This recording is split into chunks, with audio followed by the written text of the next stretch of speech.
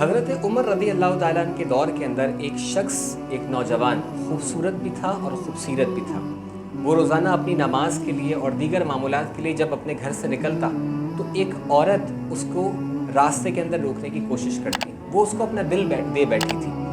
ایک مرتبہ اس عورت نے اپنی ملازمہ سے اپنی خواہش کا اظہار کیا کہ کسی طریقے سے اس نوجوان کو میرے گھر کے اندر لے کر آیا جائے۔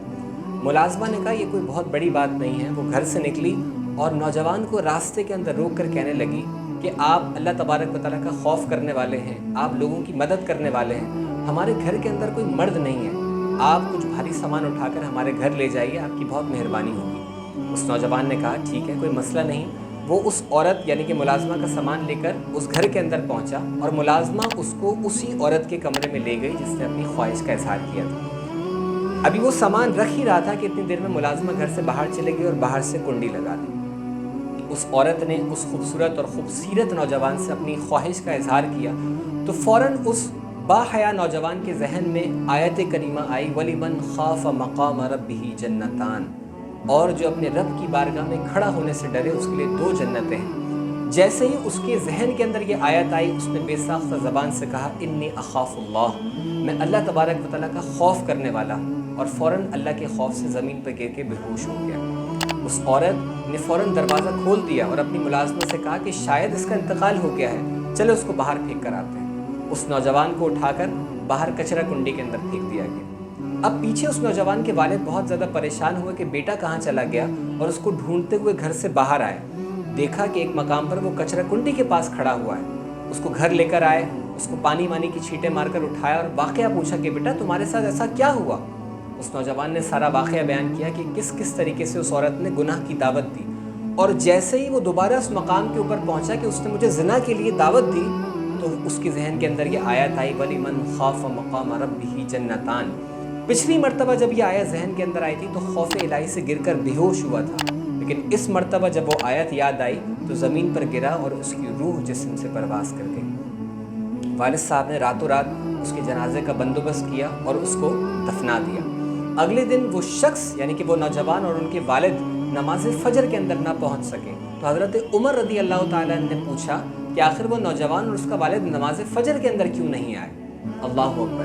یہاں سے آپ یہ بھی ملاحظہ کیجئے کہ حضرت عمر رضی اللہ تعالیٰ عنہ کو یہ بھی معلوم تھا کہ نماز فجر ان کے پیچھے کون کون ادا کر رہا ہے۔ لوگوں نے بتایا کہ اس نوجوان کا رات کو انتقال ہو گیا اور اس کے والد صاحب نے اس کو دفن کیا، ہو سکتا ہے تھکن وغیرہ کی وجہ سے وہ نماز کے اندر حاضر نہ ہو سکے۔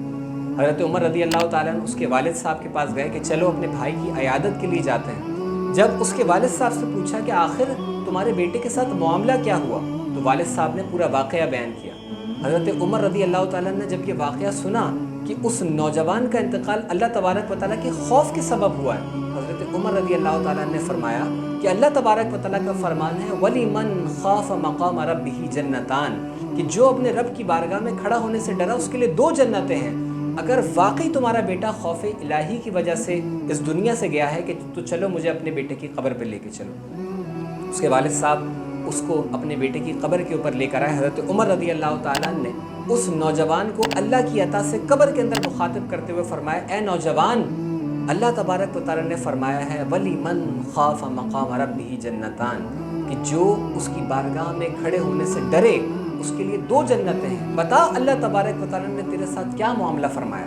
اس نوجوان نے اللہ تبارک و تعالیٰ کی اذن سے جواب دیا کہ یا امیر المؤمنین، بے شک میرا رب بھی سچا ہے، اس کا قرآن بھی سچا ہے۔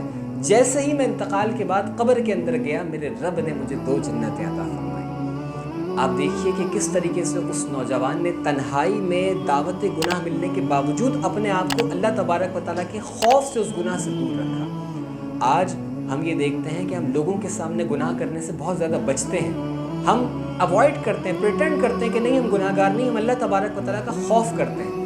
در حقیقت یہ خوف لوگوں کے سامنے اپنا امیج برقرار رکھنے کے لیے ہوتا ہے کہ لوگ شاید یہ سوچیں کہ یہ کیسا گناہ گار بندہ ہے، یہ بدنگاہی کر رہا ہے، یہ گالی گلوچ کر رہا ہے۔ لیکن جب ہم تنہائی کے اندر ہوتے ہیں تو ہم گناہ سے اپنے آپ کو نہیں بچا پاتے، اور اکثر گناہ تنہائی کے اندر ہی انسان کرتا ہے۔